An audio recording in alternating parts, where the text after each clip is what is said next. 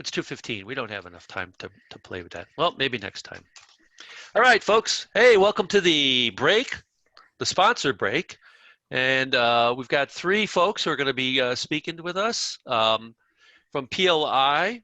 Oops, I got my thing blocking everybody's names. J.C. Kinnaman, the Director of Research and Development, will be followed by Wilson Su at PowerNotes. And finally, Stacy Miller and Jason Gadd of ExamSoft will be speaking. So I can stop sharing my screen and let them take it over. Let's start with J.C. Kinnaman. All right, let me do a share here. There we go. Everybody I can see it. All set? Okay, great. Well, everyone, hi, I'm J.C. Kinnaman. Thanks for attending. I'm very happy to join you today. Hey, and TGIF, right? Let me start by giving you a bit of context by telling you about the Practicing Law Institute, or PLI. PLI was founded in 1933. PLI is a nonprofit learning organization that provides continuing legal and professional education programs delivered by more than 4,000 volunteer faculty. That includes judges, lawyers, investment bankers, accountants, corporate counsel, and government regulators. Although our main focus is continuing education for practicing attorneys, we do sell a product to law school libraries. It's called PLI Plus. Now, PLI Plus is our online legal research database. If your library subscribes to PLI Plus, you'll get access to up-to-date changes in regulations, rulings, standard practices from the PLI publications, including treatises, course handbooks, answer books, and program transcripts. Now, if you want more information about PLI Plus, I'm happy to follow up with you after the three presentations in this program segment. You can also go to our site and click on Contact Us. I am confident someone will get back to you. But talking about PLI Plus is not my main reason to be here with you today. My goal is a little different from most of the sponsored sessions. I'm here to share with you some free resources from the PLI related to distance learning that I think you may find useful. Maybe there's some gems here that you can use. This will be a quick tour, it's only 10 minutes, but you have access to these and I will tell you how to get to them shortly. So to jump right in, PLI has dedicated space on our website to the professional development community of our member organizations. It's called the PD Center, PD for Professional Development.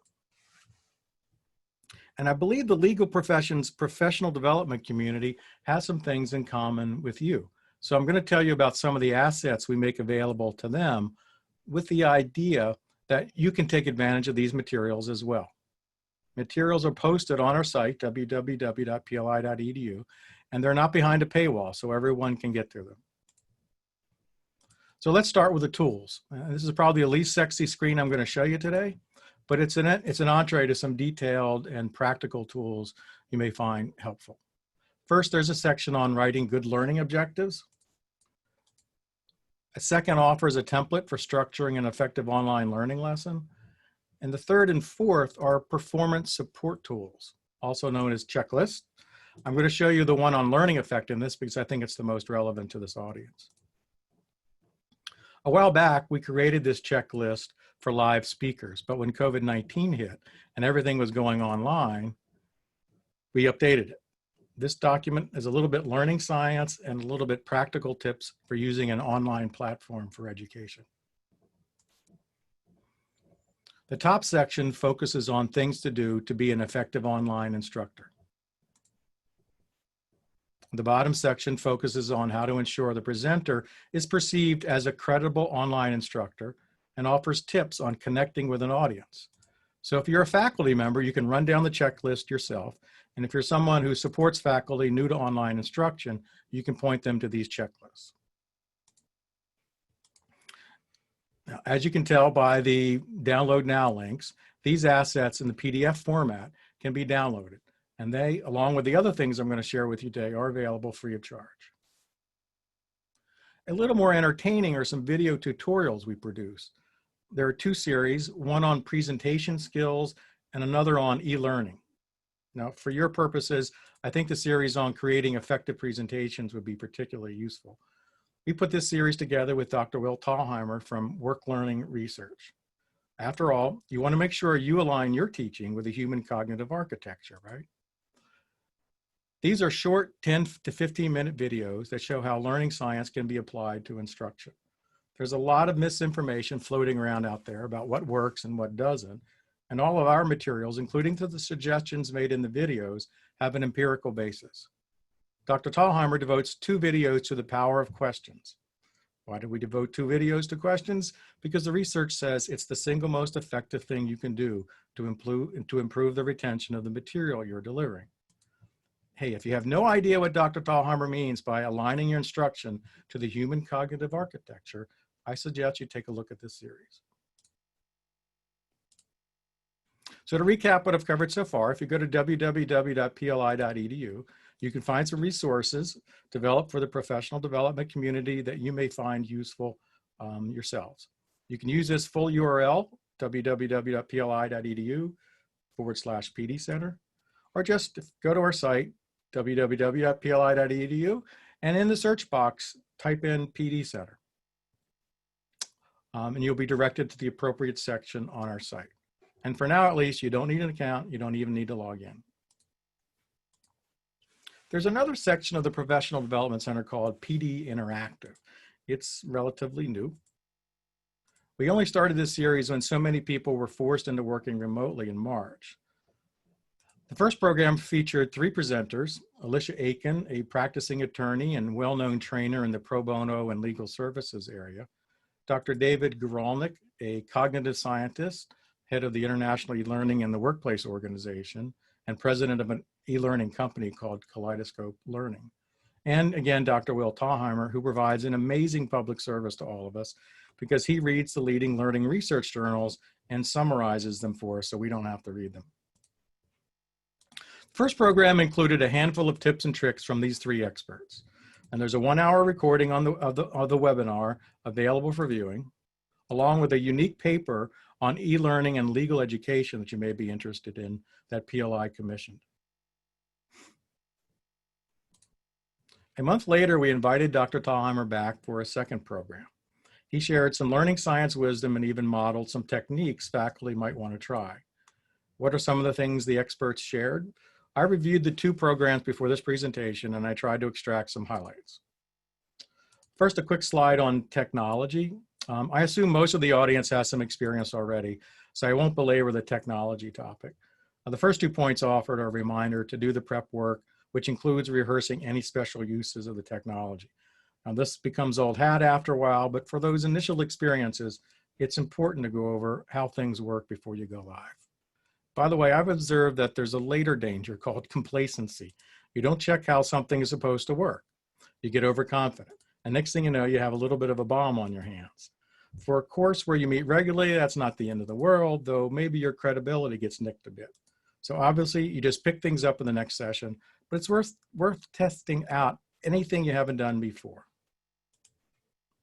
I love this one. If you have to manually click something to make a recording function start so learners can access an archived version of the program, include a prompt in your slide deck to remind you. As someone who has forgotten to click record and all the hubbub of starting up an online session, I can tell you I have incorporated a reminder slide in my template. Next, I extracted 3 main themes from the 2 programs. I'm not sure how much law school faculty keep up with the learning science literature, so you may find these useful. The first item is, it's really not about the technology that much. There can be good instruction in the classroom, and there can be bad instruction in the classroom. Same goes for online. There's lots of research out there on what works. If concepts such as the spacing effect, memory retrieval practice, and guided practice are not part of your vocabulary, I suggest you watch these videos to learn more. The online education tools do offer a number of interactive features. So another tip is to do everything you can to get your students involved. I mean, that's not different from live instruction, but it can be harder to stay locked in and focused for an online lecture where students' minds can wander. The consensus of the experts was it doesn't matter how you do it, just do it. Polling is nice when you want to see the overall results, but chat works fine also. and it can be quicker and allows for free-form contributions from the audience. It's a well-established finding in the research is how much positive impact answering questions has on learning. So if the concept of retrieval practice or memory retrieval practice is something you're not up on, I suggest you take a look at these videos. A third point that was made multiple times was the need for stories, examples, scenarios. As an instructor, you want to help learners remember better and be able to apply the knowledge they have acquired. So if the concept of context alignment isn't something you're up on, I suggest you check out these videos. So we definitely covered more in the 2+ hours of videos that I can go over now, but hopefully I've given you enough of a taste to entice you to check them out. Once again, you can find these webinar archives in our PD Center at www.pli.edu/PD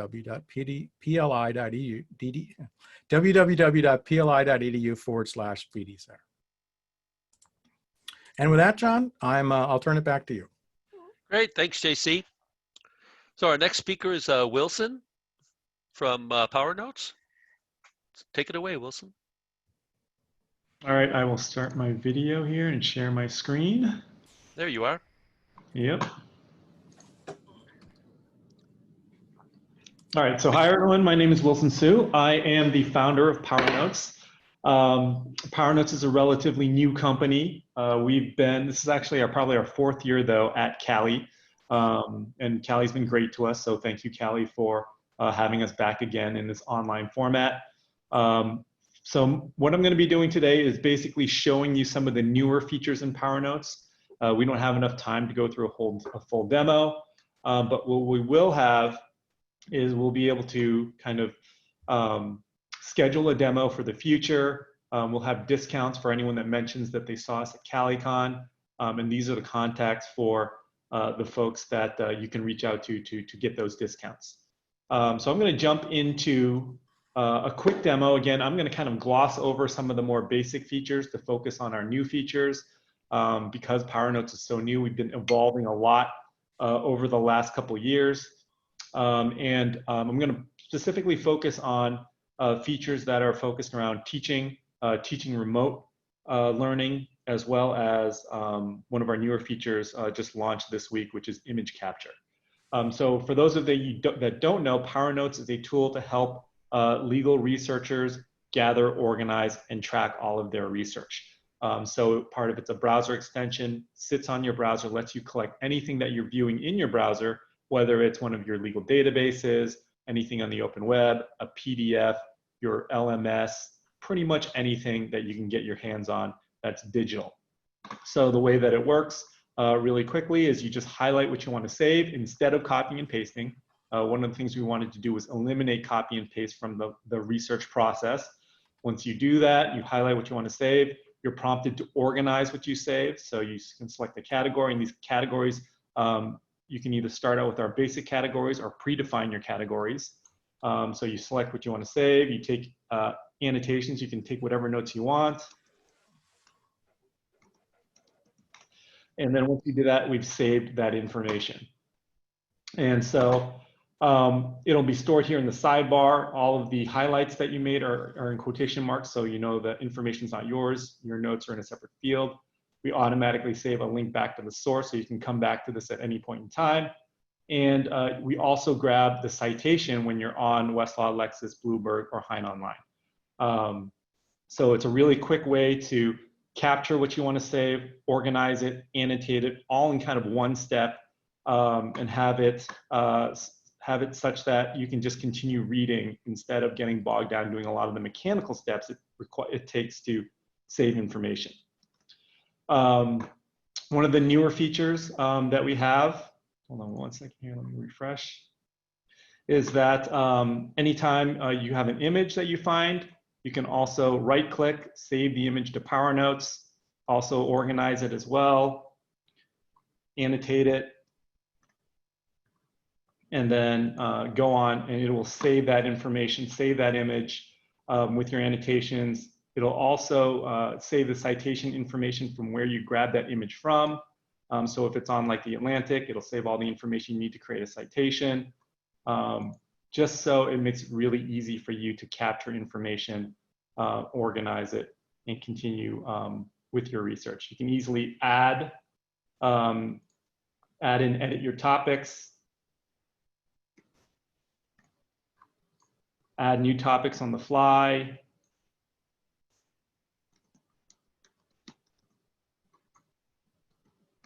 And so really easy for you to, again, build an outline as you do your research. I'm going to switch really quickly to a different way of doing it. So if you did pre-select your categories, you knew what you're going to write about, or if you're doing just general note-taking in your doctrinal classes, you could do that. Again, if you predefine your predefined topics will show up. So you can then select whatever topic you feel is necessary. This kind of helps you as a student goes through and does research. If they're looking for very specific things, this can always remind them of the things that they're looking for. And it can help you later on with analysis, certain types of analyses that we're going to point to in a second. So once you've gathered that information, you can go to what we call the project outline. Here, I'll open up this project outline for information that I've already gathered in this project. And so you can see all the information here would be the same information that was in the sidebar. Here you can easily reorganize things by dragging and dropping them around. The whole point of this interface is for reorganization. But here, what we really want to show you is one of our newer features, which is instead of being just able to export this to a Word document, you're also now able to export it to an Excel file. And this is something we worked on with the University of Pennsylvania for them to teach synthesis. And when you do export it to an Excel file, it exports it in a very specific format. We have 3 different formats here. I'll just show you the first one. When you do the more fulsome demo, I can show you all 3. But an example of that first Excel format is here. So the way that it exports all the information is that all of your topics are going to be across the first row. And then all of the cases that you found are going to be down the first column. And all of the pieces of information in each case that's responsive to each topic are going to be in the appropriate cells. And the benefit here is that first, it's in a kind of a more 2-dimensional format, a visual format, so that if you're doing case summaries or summarizing your cases or doing analysis of specific cases, you can just summarize across the rows and put the analysis here on the far right. And then more importantly, if you're doing synthesis, you can just summarize down the columns and write the overall rule that you get from doing that synthesis in the row at the bottom. And so it's just an easier way to do that across any number of sources. A lot of students have been adopting, a lot of schools have been adopting this since we introduced it last year. We're in about 30 law schools right now, and we're in about over a dozen undergraduate institutions. The next feature I want to show you is also a new feature that we launched in March. And it is something that we've had a lot of requests for. This is a sharing and feedback feature. So I'm going to show you a side-by-side demo here, which I think is more illustrative of what it can do. At any point in time on the left side here, this is the side of the researcher, the original researcher. You click on this little sharing icon. You can share this project with anyone or any number of people. So it can be your professor, your TA, peers if you're doing peer review. They can be shared out. It can be shared out simultaneously. Once you do share it, the person that you shared it with or the people that you share it with show up on the right side here. You can remove them from the share. Once it's shared out, on the right side of here is what the person that you shared it with, what their view looks like of your project. So it looks basically the same. There's a big purple banner at the top letting you know that, hey, this is not your project. It's shared with you. Who is the original author and what you can do. So you can't edit this project, but you can view, comment on, and download it. So one of the things we wanted to do is allow the people that need to review your information or your paper or your research a view into your earlier research stages. And allow them to also comment on anything in those stages. So right here, when you can see in the lower right-hand side, you'll see if it does have a comment already there, it'll show you a little link that says show the one comment. So you can open that up. It'll show you what comments have been made. And it's on both sides, so you can see it there. And this is an asynchronous and synchronous kind of a share. So it's all the information is pushed back and forth. So you can use it for synchronous feedback, like in-class feedback. So you wanted to add a new comment, you say, you know, once you do that, once you hit enter, it shows up here immediately. You can see that comment, you can comment right back.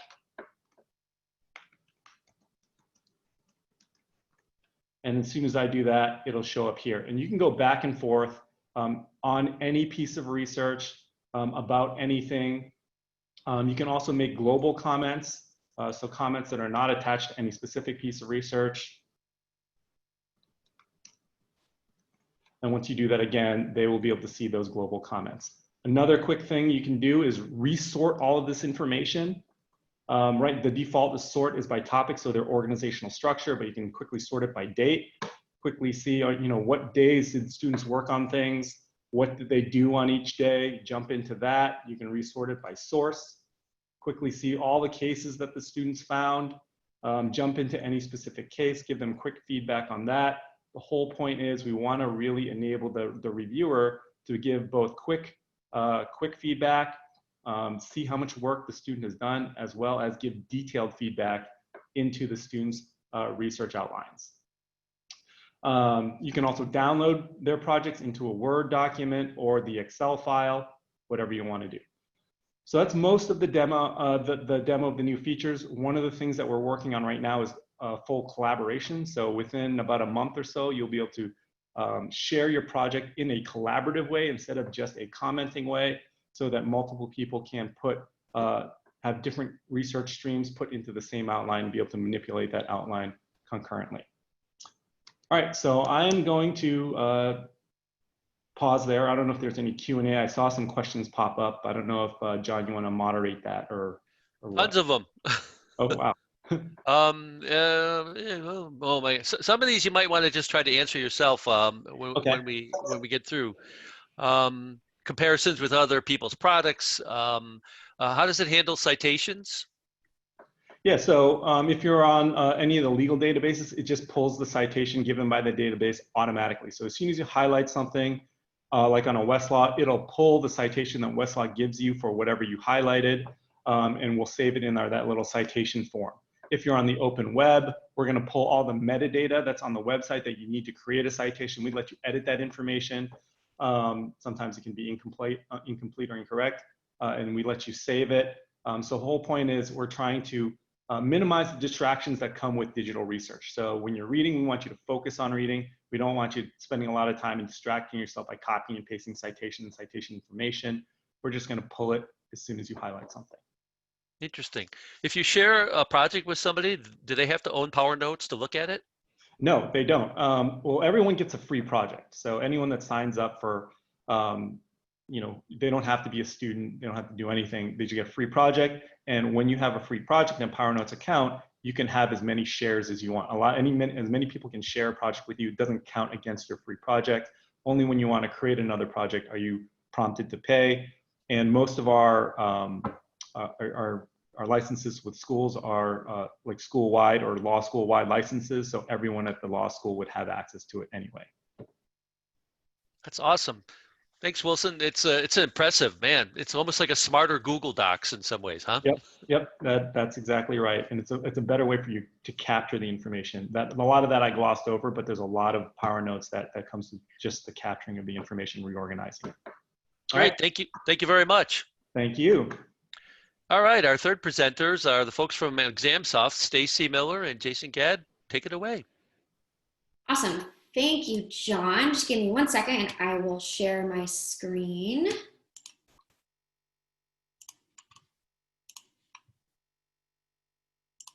All right, well, thanks everyone for joining. As John mentioned, my name is Stacy Miller. I am the manager of client success at ExamSoft, overseeing our law school team.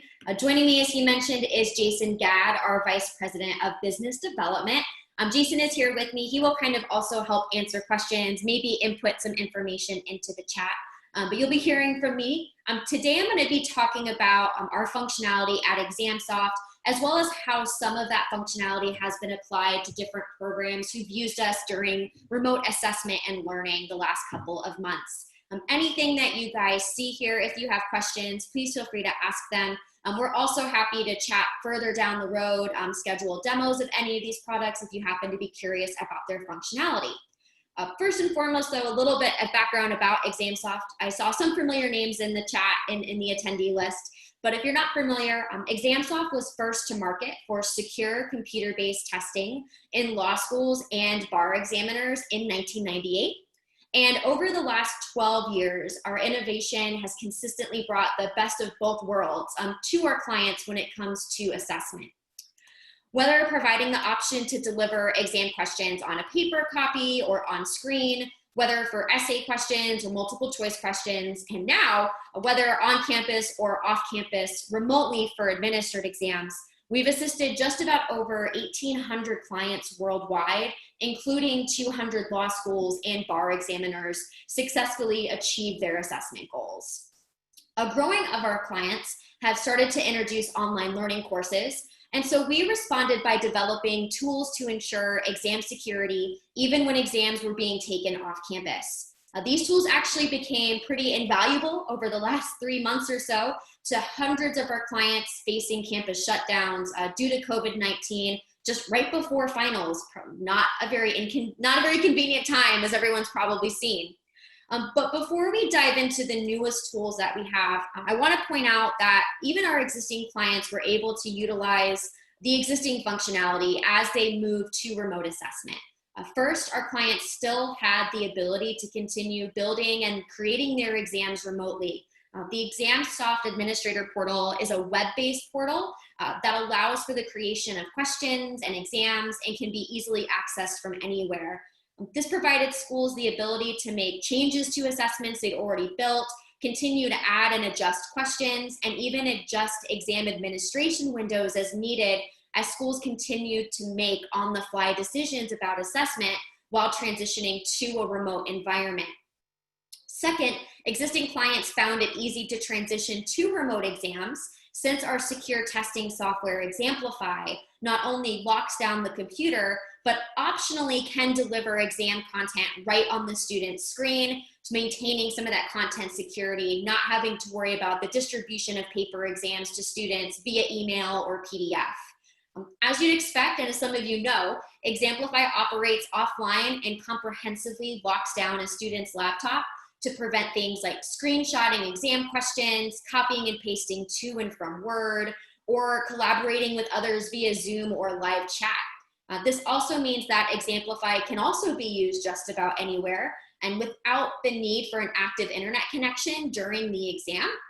Students were able to complete their exams without having to worry about bandwidth issues or any Wi-Fi disruptions. So you've got to be thinking, however, how does remote assessment being done at home, how does that stop students from recording their exam with their phone or taking pictures or even meeting up for a socially distanced exam party if they felt like doing so? Well, that's where ExamSoft's newest exam integrity solution comes in. It is our newest solution composed of 2 products built right into Examplify that help ensure academic integrity and deter cheating. The first is called Exam ID, and this is a facial recognition exam commencement tool. Basically, before starting an exam, Exam ID validates a student's identity by comparing their image in their camera to a baseline. The second of the exam integrity tools is called Exam Monitor, which is our offline exam monitoring tool. Once Exam ID authenticates the student's identity and Examplify locks down the device as it usually does, Exam Monitor is then going to record the exam via the student's webcam, the room, the audio, as well as the student's screen. Once the student exits their exam on their own, or once they run out of time if it happened to have been a timed exam, their encrypted answers are going to auto-upload, followed by that Exam Monitor audio and video files. Any inappropriate behavior or incidents are then identified by an artificial intelligence or AI engine, which are then validated by professional proctors who prepare a report for our clients of any legitimate incidents that might have arose. Since Exam ID and Exam Monitor are both built into Examplify, the student experience largely remains unchanged. It also means quick turnaround time in getting exams with these features built, set up, and deployed to students. Students don't even have to download another application in order to take exams using Exam ID and Exam Monitor. Exam ID photos and Exam Monitor videos are all accessible through the ExamSoft portal. The same portal I mentioned earlier that's going to warehouse other critical data, such as who installed Examplify, who uploaded their answer files, and when, allowing for really all of your assessment data to be located in one singular location. There's no need to navigate back and forth between different providers or websites to try and obtain a holistic view of the exam experience. Exam ID and Exam Monitor paired with Examplify's secure offline assessment capabilities provides an all-encompassing approach to managing secure assessments. After an exam is concluded, the ExamSoft portal also contains student performance information that can then be easily provided to faculty for review or even released to students if desired, whether it's by exporting grades and scores from the portal to something as simple as an Excel spreadsheet, or even exporting this information directly into the school's learning management system, or just reviewing questions tagged with important learning outcomes to ensure your ABA accreditation standards are being met. Being remote really didn't slow down the assessment process for a lot of our programs. It also allowed schools to share those assessment results, as I mentioned, if desired, with students to make sure learning and remediation steps could still occur if needed. As we mentioned earlier, ExamSoft gives you the best of both worlds, and this applies to the use of Exam ID and Exam Monitor as well. Both of these features offer flexibility in and of themselves of their use, which is really critical during this time, especially as schools are still in flux over whether to bring their students back to campus all out, remain remote, or some combination thereof. The ability to enable these features for an exam can be tied to a specific faculty's permissions, so not everyone has access. In addition, we also know that not all exams are created equal. So institutions have the flexibility to choose which exams use this functionality and which don't. If a faculty wanted to be able to give a more open book take-home style exam that allowed for internet resources, their textbook, that exam could be delivered unproctored. But if a faculty wanted to ensure that their final exam is as secure as possible, that exam could then include the added components of Exam ID and Exam Monitor. While myself, and I know Jason for sure, could talk for days about the benefits of ExamSoft, Examplify, and now Exam ID and Exam Monitor, we know that hearing from actual users in our ExamSoft community is probably more valuable. How has the functionality worked and been received by our clients? We do have some quotes, and some of them have shared with us their experiences using Exam ID and Exam Monitor this recent spring semester. So I have some of these quotes up here that we've gathered. One of our clients, Exam Monitor is great. It's super easy to administer to students, and this goes back to just having it built right into the same platform they're used to using. Exam ID provides a solution to the concerns around verifying that remote student is indeed the one completing the exam, basically giving you peace of mind that Sally is Sally, who should be sitting in front of the computer. Many other programs provide some proctoring, but we didn't find any that can maintain exam security, our ability to lock down the device and block out the internet while recording the student during the exam. And they didn't find an alternative solution that also allowed for the ability of anonymous grading, which we know is super important for our law schools. And then probably the favorite one I've seen so far is, well, I have to say we're pretty darn proud of ourselves for launching Exam ID and Exam Monitor in under a week. This school got their activity reports for the first couple of exams. We're happy to see low rates of potential integrity issues, and we're really happy with the outcome.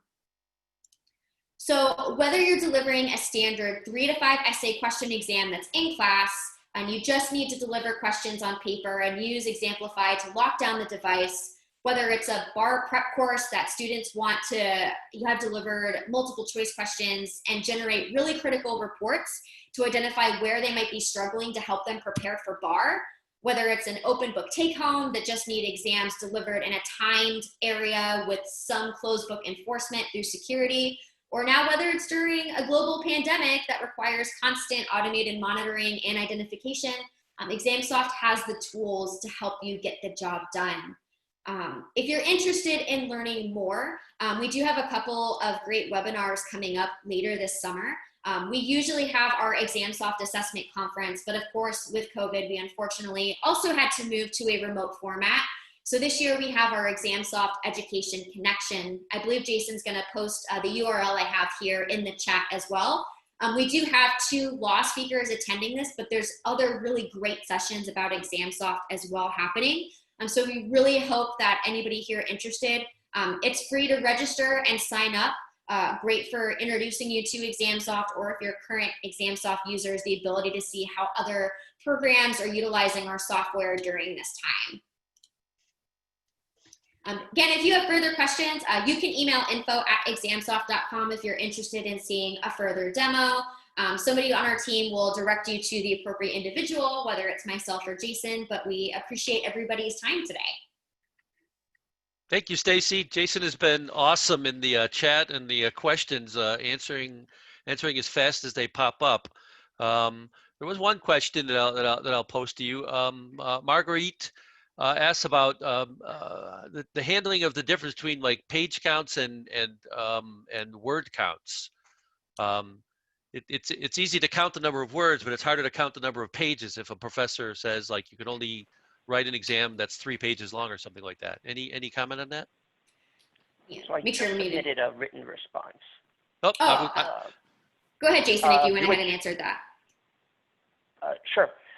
So the challenge is that whoever's responsible for the printing has tremendous control over what the appearance is going to be. They can change the font type size, adjust margins, adjust line spacing. And so to have it be consistent and be fair to all students, what we did ages ago was we imposed the ability for you to either limit the number of characters typed or have a constant monitoring so that you know exactly how many words and characters were typed, and even delineate. So if you wanted to cut them off at the 2000th word, you could see where the 2000th word was. It'll do several line breaks and let you know what's happening.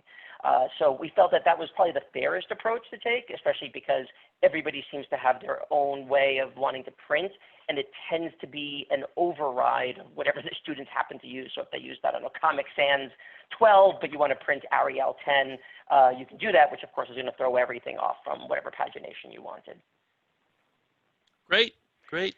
And Marguerite had a second question. She said that she's not happy with the possibility that students can use other devices during an exam. So I'm not exactly sure how to interpret that, but I think maybe what you mean is that students have the ability to, students in theory could take out a cell phone. They could talk on a cell phone during an exam. Sure. This is an offline exam, and we are monitoring it. Now, will there be evidence that the student did something inappropriate? Sure. You're going to have a record that they did so, and you can take whatever actions you deem appropriate, but there's no way for us to physically stop them from doing that, if that's what you meant, Marguerite. Jason, I did go ahead and still sharing my PowerPoint screen and went back to the slide we have that shows that exam monitor report, just to give an idea that while there's no real live proctor pop-in or anything like that, evidence of things like Jason being on his cell phone here in this instance and not being the most integrity-based student, all of those things would be recorded and flagged. So you would have those reports that could show you if a student was using a resource that wasn't allowed on the exam, whether it's a phone, notes, books. There's further details on that functionality. So if you do have further questions about it, we're happy to schedule a separate time to kind of address those as one-offs. That's great. I would offer you advice, ExamSoft folks, that before you let a faculty member use it, make them take an exam using the exam monitor and exam ID so that they understand the experience that the student will have. And I'll bet it'll be they'll have a lot fewer questions afterwards, having seen what it's like themselves. Good idea, John. Thanks. Interestingly, we did have a school do that recently, but it had all kinds of crazy results. It kind of gives you the best of both worlds in the sense that you've got the AI, which is going to pick up everything, and we if you don't know, artificial intelligence is not always that intelligent. There's still a lot of training that has to be done, but that's why we have that second layer of having human intervention. So if it's something, silly that's being reported, like a dog barking, a baby crying, obviously we're going to chuck that. But if it's something legitimate, the person on the phone, like this crazy example over here, we literally caught a student, which still boggles my mind, a nursing student of all things, literally doing this during the exam in perfect frame, looking at her phone during an exam. So obviously all those things are going to be reported back to you. Well, maybe she was just playing her, playing Britney Spears or something. We got another question from Daniel. I'll answer really quickly. What if a student takes a break outside the room and uses a phone? That's something that even potentially a live proctor may not know. It also depends on the length of the exams. With our reporting, what's going to happen is if the student gets up from the device, that's going to be noted, and how long they were gone from the device from is going to be noted. That kind of compared with behavior you can see through the exam would give you a comprehensive report of, okay, the student wasn't really typing a whole lot in the beginning. They left their exam. They're not in frame for 15 minutes. Suddenly they've come back and there's just a slew of eloquent words being typed by them. It could give you information that maybe they were reading some material. So we give you as much information as possible to make the decisions that need to be made when reviewing the exams after the fact. I don't know if Jason wants to add anything further on top of that. Quickly. What I've been finding is that people are telling students, you know what, you can't take a restroom break. And of course, there's going to be some students that have an emergency, that have maybe some kind of medical condition that requires them to do so. But they're trying to set the policy. Just don't take a bathroom break if you can avoid it. And if they do, talk to the camera, explain what's happening, and then return as quickly as possible. Obviously, there won't be any monitoring, but I guess at school too, they could have hidden notes behind the toilet tank and could have looked things up as well. So discouraging that behavior is the primary approach, primary way of dealing with that. How do you deal with this situation? That's oh, sorry. That's cute. That's going to be flagged, obviously. And I'm going to see to it that they fail you. All right, folks, thank you so much for that. And Wilson and JC, I really appreciate it. And thanks for your support of the Cali conference. If there's other questions, you can still contact these folks and get them answered. And see you in a few minutes at the next session.